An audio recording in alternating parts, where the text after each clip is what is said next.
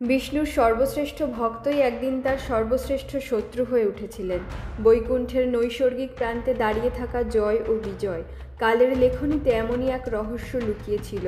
যে ভক্তি একসময় তাদের ঈশ্বরের সান্নিধ্য এনেছিল, সেই ভক্তিই একদিন তাদের প্রভুর বিরোধে ঠেলে দেবে। একদিন ব্রহ্মার 4 পুত্র, চিরযুবক 4 ঋষি, যাদের দেহ ছিল বালকের মতো কিন্তু যাদের দীপ্তি সমস্ত যুগের ঊর্ধ্বে, তারা বৈকুণ্ঠের পথে এলেন। দ্বাররক্ষী জয় ও বিজয় তাদের সাধারণ অতিথি ভেবে প্রবেশে বাধা দিলেন।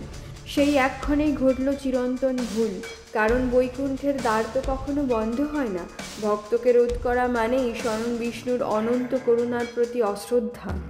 4 কুমার রুষ্ট হয়ে অভিশাপ দিলেন, তোমাদের ঐশ্বর্য লুপ্ত হবে, তোমরা মানব জন্ম নেবে, যেখানে নেই অমরত্ব, নেই বৈকুণ্ঠের আনন্দ, আছে কেবল জন্ম ও মৃত্যু, কর্মের প্রত্যাবর্তন ও বিলয়। অভিশাপ শুনে জয় ও বিজয় কাঁপতে কাঁপতে প্রভুর পদে লুটিয়ে পড়ল।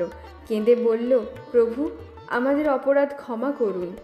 তখন বিষ্ণু মৃদু হেসে বললেন, ভাগ্যের সিদ্ধান্ত বদলানো আমারও সাধ্যের বাইরে, কিন্তু দয়ার পথ সর্বদা উন্মুক্ত। তোমরা চাইলে 7 জন্ম আমার ভক্ত হয়ে থাকতে পারো, অথবা 3 জন্ম আমার শত্রু হয়ে। দুজনের চোখে তখন এক গভীর নীরবতা। তারপর তারা বললেন, প্রভু, 7 জন্ম আপনাকে ছাড়া থাকা মানে 7 যুগের অন্ধকার। মৃত্যু মেনে নেব, কিন্তু সেই মৃত্যুও যেন হয় আপনার হাতে।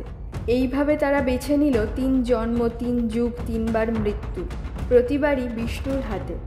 এই অভিশাপ আসলে ছিল আশীর্বাদ, কারণ প্রতিটি যুদ্ধে, প্রতিটি মৃত্যুর মধ্যে জয় ও বিজয় আবার ফিরে পেয়েছিল প্রভুর স্পর্শ, প্রভুর সান্নিধ্য। এভাবেই তাদের শত্রুতাও ভক্তির আরেক রূপ হয়ে উঠল, এক অন্তহীন প্রেমের ছায়ায়, যেখানে বিরোধও ভক্তির ভাষা।